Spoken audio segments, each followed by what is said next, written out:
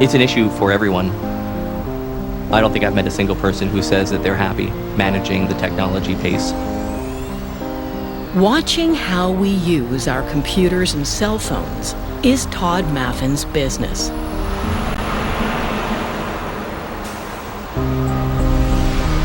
For some reason, we believe that we're the only ones.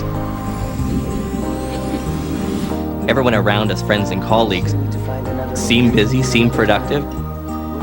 So we believe that they're all doing well, and then we look at ourselves and say, gosh, I've got 200 emails in my inbox, and it's Monday morning at 8:30. I haven't even started the day. What am I doing wrong? What is it about me that is failing here?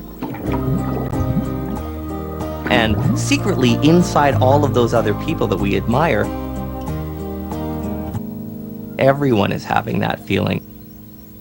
One of the problems with living in an always-on society is we perceive the need to always be on. It's just that because technology has come on scene, we believe that somehow, and the marketing has convinced us, that it's a better way of doing it. I'm not convinced it is. The trouble is, now we have this stuff, we're hooked on it.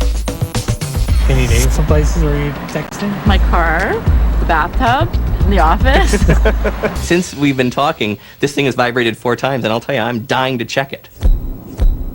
Even the most powerful man in the world put up a fight and won when his security detail tried to take his BlackBerry away.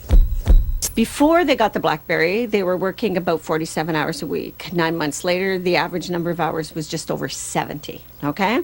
So you see that work leaks into everything. All of the partners talked about the fact that they come in and they don't even say hi to me. They're on the thing as they walk in the door. It's beside them at the dinner table. It buzzes.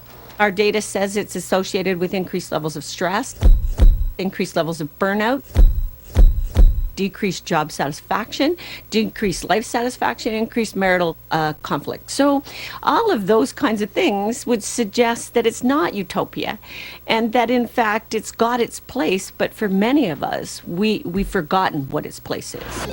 One of the great myths of technology is that when you buy a gadget, like these things, it's supposed to give you more time. In fact, what happens is it takes time away from us in many cases because we're tinkering with it, we're setting up the themes and the skins, and we're troubleshooting and things like that. So that begins to stress people out in itself. Actually, it's called the productivity paradox. The more you invest in technology, actually, the less productive your people are. Our brain is really only capable of single tasking, working on one thing at a time. And some people will say, well, I multitask all the time. I do it, so my brain's capable. That's not really what's happening. In fact, what you're doing is task switching at a very quick rate. Still thinking you're a great multitasker? Try this awareness test. Count the number of passes the white team makes.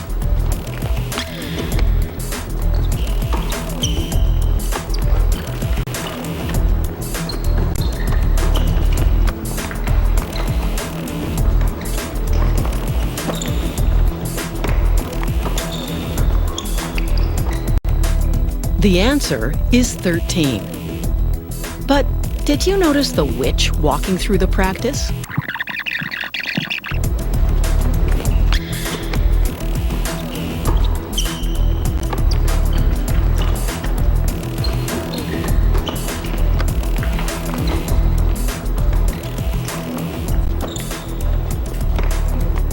It's critical. We will either manage the technology around us or it will manage us. And if it's the latter, if it manages us, we are doomed to anxiety and stress.